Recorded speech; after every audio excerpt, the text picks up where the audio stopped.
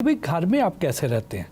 वहाँ पे भी समझाते रहते हैं या वहाँ पे सुनते हैं? नहीं, घर में मैं कोई बात समझानी होती है तो ज़्यादातर अपने बच्चों को अपनी वीडियोज़ ही बताता हूँ कि बेटा ये देख लो।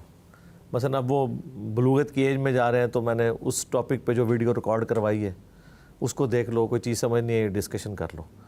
बाकी मैं कोई सख्त किस्म का यानी बाप नहीं हूँ, खामन तो बिल्कुल नहीं हूँ, बल्कि मैं तो अपनी वीडियोज़ में कहता हूँ कि कामयाब मर्द वो हैं जो रन मुरीद हों, यानी इस हवाले से कि वो औरतों को ड्यू रिस्पेक्ट दें ह्यूमन डिग्निटी में। लाइफस्टाइल कैसा है आपका? लाइफस्टाइल तो मेरा बिल्कुल सादा है शुरू से, और ये मैंने कोई अडॉप्ट नहीं किया हुआ एक्टिंग के लिए, और ना मैं इसकी किसी से भीख मांगता हूँ कि लोग मेरी तारीफ़ करें। मुझे मज़ा आता है इस स्टाइल के अंदर, खाना पीना भी सादा ही है। आपके हम असर तो बड़ी शाहाना लाइफ गुजारते हैं, बड़ी बड़ी लैंड क्रूज़र्स, आगे पीछे सिक्योरिटी के लोग भी, बड़े बड़े शानदार महल नुमा घर होते हैं।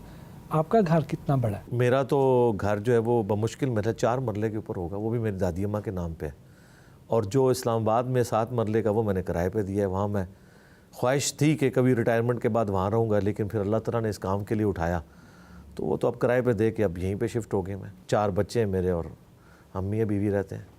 सुकून की ज़िंदगी गुजर रही है अल्हम्दुलिल्लाह, सारी फैसिलिटीज़ मौजूद हैं जी। जिस तरह के आपको सिक्योरिटी थ्रेट्स हैं तो आप मोटर बाइक पे कैसे घूम सकते हैं? पब्लिक ट्रांसपोर्ट में कैसे आप ट्रैवल कर सकते हैं? आपके आगे पीछे तो सिक्योरिटी गार्ड चलने चाहिए, डबल केबन वीगो डाले चलने चाहिए। हाँ जी, वो डाले चलेंगे और सिक्योरिटी गार्ड चलेंगे, फिर तो मेरी जो मूवमेंट है वो डिक्लेयर्ड हो जाएगी ना। तो मैं इतने लो प्रोफाइल में रहता हूँ कि नहीं पता चलता, और अनडिक्लेयर्ड मेरी मूवमेंट होती है। तो इन लोगों ने चूँकि पब्लिक गैदरिंग्स में जाना होता है और अपना सारा शो ऑफ करना होता है, उसके लिए ये डिक्लेयर्ड होते हैं, इसलिए अपने आप को वनरेबल करते हैं। शादी पसंद से की या लव मैरिज? शादी का तो मुझे यानी शादी के 8-10 साल बाद पता चला कि शादी कितनी अहमियत की हामिल चीज़ है, लेकिन अब मैं समझता हूँ कि शादी के बगैर इंसान नामुकम्मल है जी। आप एक कटी पतंग की तरह हैं, आपकी ज़िंदगी का कोई मकसद नहीं है अगर आपकी शादी नहीं हुई। खाने में क्या शौक से खाते हैं? खाने में मेरी प्रेफरेंस होती है कि मैं रोटी खाऊं, चावल मेरी आखिरी प्रायोरिटी होते हैं, और उसमें भी मुझे पसंद सब्ज़ी मिक्स और मूंगी मसर की दाल, इस तरह की चीज़ें। खुद भी कुकिंग करते हैं? कुकिंग जब मैं इस्लामाबाद रह रहा था तो हमारा कुक कभी छुट्टी पे होता था तो तब आजमाई कर लेते थे, लेकिन प्रोफेशनली मुझे सिर्फ दूध पत्ती बनानी आती है अच्छी, और कुछ नहीं आता बनाना। हाँ जी। फुर्सत के लम्हात में क्या करते? फुर्सत मैं अपने ऊपर रहने ही नहीं देता जी, जुनूनी हूँ मैं। जब तक के आप समझ लें कि मेरी आंखें ना बंद हो जाए, ये जब तक मेरी हालत ना हो, मैं अपने आप को मसरूफ़ रखता हूँ। यूट्यूब पर आपके लाखों फॉलोअर्स हैं और आप यूट्यूब से कमाते भी कुछ नहीं, फिर ज़रिया मुआश क्या है? यूट्यूब से हम कमा रहे हैं, लेकिन वो जेपीजीज़ के इमेजेस तक वो निगलिजिबल है, और वो हमारी मजबूरी है मोनेटाइजेशन उतनी करना। बाकी ज़ाहिर है चूँकि मैंने रिटायरमेंट लिया है, तकरीबन 50,000 के करीब मेरी पेंशन है, और प्लस हम चूँकि एक कंबाइंड फैमिली सिस्टम में रह रहे हैं, मेरे 2 भाई इंग्लैंड होते हैं, तो वो तो मुझे बहुत अरसा पहले कह रहे थे कि आप रिटायरमेंट ले लो, फाइनेंशियली हम सपोर्ट करेंगे और दीन के काम के लिए वक्फ हो। वो मेरे माँ बाप को भी पैसे भेजते हैं, तो हमारा फैमिली का निज़ाम इस तरह मिलजुल के चल रहा है। ज़ाहिर है हमने को बहुत लग्जरियस लाइफ तो नहीं गुजारनी है। आपको सुनने वालों में ख़वातीन की भी एक बहुत बड़ी तादाद है, अगर उन्हें कोई मसला दरपेश हो तो वो आपसे कैसे रब्ता कर सकते? मुझसे रब्ता करने की ज़रूरत नहीं, मैंने ख़वातीन से मुताल्लिक जितने सवालात हैं वो रिकॉर्ड करवा दिए हैं, प्लस रियल टाइम हमने जो लाइव सेशंस का सिलसिला शुरू किया हुआ है, उसमें जुमे वाले दिन मैं 1.5 घंटा सिर्फ हमने फीमेल स्टूडेंट्स के लिए रखा है कि वो चैट बॉक्स में आके अपना सवाल टाइप करेंगी, और वो हज़ारों सवालात रिकॉर्ड हो चुके हैं। मौसीकी पसंद करते हैं? मुझे मौसीकी से ऐसा कुछ दिलचस्पी नहीं है जो आपकी ये जो इस किस्म की बेहुदा मौसीकी है। बाकी जो इस्लामिक फ़िल्में जो बनी हुई हैं, जिस तरह उमर सीरीज़ बनाई है कतर वालों ने, उसमें जो बैकग्राउंड उन्होंने कोई 30-40 किस्म के म्यूज़िक इस्तेमाल किए हैं, वो उन्होंने तो उसमें जान भर दी है। तो मैं ओवरऑल म्यूज़िक के बारे में बड़ा ढीला मौक़िफ़ रखता हूँ। म्यूज़िक तो दूसरे नंबर पे, पहले नंबर पे चीज़ है गाना। गाने के बारे में तो बुखारी शरीफ में हदीस है, नबी इस्लाम ने शादी के मौके पे हुक्म फरमाया कि गाना होना चाहिए, और तिरमिज़ी में, इब्न माजा में हदीस है कि हलाल और हराम निकाह में गाने का फ़र्क है, जिसमें गाना हो वो निकाह हलाल है, जिसमें ना वो हराम है। असल जो इशू है वो म्यूजिकल इंस्ट्रूमेंट्स हैं, लेकिन मसला है कि उलमा ने जिस तरीके से इसे कंडेम किया ना, उससे एक आम आदमी को लगा शायद गाना भी हराम है। आजकल की फिल्मों और ड्रामों के बारे में आपकी क्या राय है? मुझे तो सख्त नापसंद। देखिए हम छोटे छोटे थे ना, 8 से 9 एक ड्रामा लगता था, अंधेरा उजाला लगता था, वारिस लगता था, और उसके अलावा اسلام آباد والوں نے ایک ڈرامہ گیسٹ ہاؤس کے نام سے بنایا، آغوش بنایا. ان ڈراموں سے مورل لیسنز ملتے تھے. من چلے کا سودا ماسٹر پیس تھا اشفاق احمد صاحب کا، وہ تو ابھی بھی میں کبھی کبھار لگا کے دیکھتا ہوں، مجھے تو بہت پسند ہے وہ.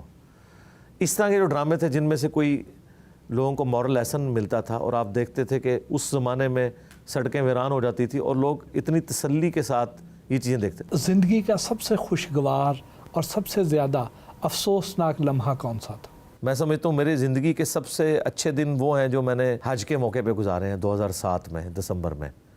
وہ 40 دن، اس وقت بچی ہماری 2 سال کی تھی اور وہ ہم اپنے والدین کے پاس چھوڑ گئے. شادی ہوئے ہوئے بھی آلموسٹ 2 سال ہی گزرے تھے. تو 40 دن ہم نے ماشاءاللہ جو زندگی کے گزارے ہیں وہ دوبارہ اس طرح کے 40 دن نہیں نصیب ہوئے. اور غم کے اعتبار سے تو زندگی میں انسان کے غم آتے رہتے ہیں. میری نانی ماں کی ڈیتھ ہوئی، اس کے بعد نانا ابو کی ڈیتھ ہوئی، یہ سارے غم کے لمحات تھے. ریسنٹلی ابھی جو اگر میں پاسٹ میں دیکھوں تو میرے لیے سب سے زیادہ غم کا لمحہ تھا. ہمارے قریبی دوست تھے جو پچھلے آپ سمجھ لیں 7-8 سال سے میرے ساتھ اٹیچ تھے، ہماری سیکیورٹی کو یہاں پہ دیکھتے تھے، بٹ صاحب. ان کی اچانک ڈیتھ، میرے ہم عمر ہی تھے، آلموسٹ 1 سال ہی مجھ سے بڑے تھے. یہ میں سمجھتا ہوں میری زندگی میں یعنی پہلی دفعہ مجھے جو بہت بڑا جھٹکا لگا ہے نا وہ یہ والا لگا. کوئی خواہش جو ابھی تک پوری نہ ہوئی ہو؟ خواہش تو الحمدللہ ساری اللہ کے فضل سے پوری ہو چکی ہیں جو میری خواہشات. اب یہ ہے کہ خواہش صرف یہ ہے کہ پاکستان کی پولیٹیکل سچویشن اور فائنینشیل جو صورتحال ہے یہ میں اپنی زندگی میں دیکھوں کہ بہتر ہو جائے. کبھی شہرت پریشانی کا باعث بھی بنی؟ نہیں، کوئی نہیں ہے پریشانی. اب میں یوز ٹو ہو گیا ہوں.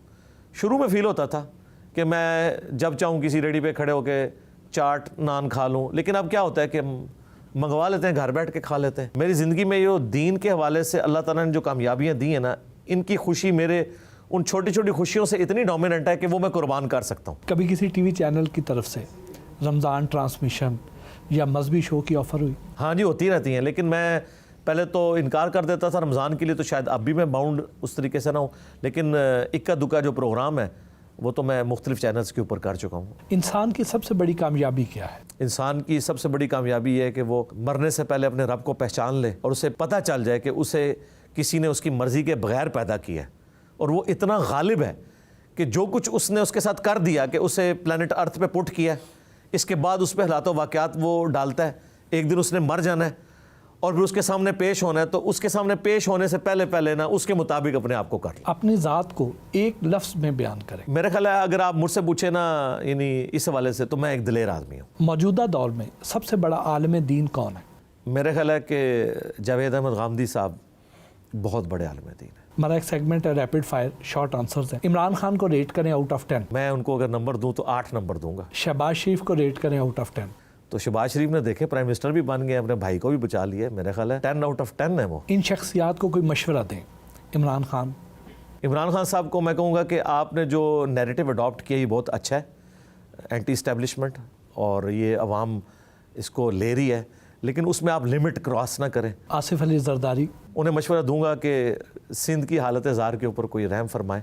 نواز شریف صاحب سے میں کہوں گا فوراً سے پہلے آپ پاکستان آ جائیں. مولانا فضل الرحمان صاحب سے میں کہوں گا کہ آپ جو مذہبی کارڈ اس حوالے سے یوز کرتے ہیں نا کہ آپ خصوصاً عمران خان صاحب کو یہودی ایجنٹ کہنا اور اس طرح ختم نبوت کے حوالے سے اس کارڈ کو یوز کرتے ہیں، یہ آپ لوگوں کے خلاف نہ کریں. مولانا طارق جمیل، انہیں میں مشورہ دوں گا کہ وہ کسی بھی پولیٹیکل جماعت کا حصہ نہ بنے. مولانا ناصر مدنی صاحب جو کام کر رہے ہیں بس یہی کرتے ہیں، ٹھیک ہے، مسجد میں نہ کریں، یہ ہالز کے اندر کیا کریں یہ سارا کام، مسجد میں یہ کام نہ کریں. مفتی طارق مسعود صاحب سے میں صرف ایک ہی ریکویسٹ کروں گا کہ اختلافی موضوعات پہ وہ بات نہ کرے، یہ ان کی کمپیٹنسی نہیں ہے. مولانا رضا ثاقب مصطفی صاحب جو ہیں ڈیسنٹ آدمی ہے جی، اور وہ بھی کبھی کبھار کبھی غصے میں آتے ہیں تو وہ مخالفین کے بارے میں تھوڑا بہت کچھ کہہ دیتے ہیں، اوورآل تو وہ ٹھیک چل رہے ہیں. مولانا طاہر اشرفی، میرا خیال ہے انہیں پولیٹکس سے آزاد ہو کے نا اپنی کوئی جماعت بنانی ہے تو وہ بنائیں، یہ پارٹیوں کا حصہ نہ بنیں. علامہ طاہر القادری صاحب سے میں کہوں گا کہ آپ نے جو اب کینیڈا جا کے اناؤنسمنٹ کی ہے کہ اب میں پالیٹکس میں نہیں آؤں گا، تو یہ بہت بڑی اناؤنسمنٹ ہے. سراج الحق صاحب سے ریکویسٹ یہ ہے کہ وہ اپنی جو پولیٹیکل آپ کی سٹرگل ہے اس کو سوشل میڈیا کے اوپر ڈومینیٹ کریں، باقی ان کی پرسنالٹی بہت اچھی ہے، خود بھی سادہ زندگی ہے۔ مفتی منیب الرحمان وہ جو اس وقت کام کر رہے ہیں وہی کریں، اور رویت ہلال کمیٹی کی دوبارہ چیئرمین اب بننے کی ضرورت نہیں ہے۔ سعد رضوی، سعد رضوی صاحب سے میں کہوں گا کہ ایک آپ کے اندر خوبی ہے کہ آپ اتنے ہارڈ لائنر نہیں جس طرح آپ کے والد صاحب تھے، لیکن کمزوری ہے کہ جس طرح ان کے والد نے سادہ زندگی گزاری ہے، دنیا کو 3 طلاقیں دی ہوئی تھی، درویش تھے، ماشاءاللہ انہوں نے پوری زندگی سادگی میں گزاری ہے، سبسسٹنس لیول پہ لائف گزاری ہے۔ لیکن سعد رضوی صاحب کو جب ہم بڑی بڑی گاڑیوں میں دیکھتے ہیں نا تو ہمیں وسوسہ آتا ہے کہ آپ نے اپنی والد کی لیگیسی آگے نہیں لے کے چل رہے۔ بہت بہت شکریہ علی جزاک بھائی، اللہ خیر۔ جی، سارا دن آپ کے ساتھ گزارا، بہت اچھا لگا، بہت کچھ سیکھنے کا موقع ملا۔ الحمدللہ، جزاکم اللہ خیرہ۔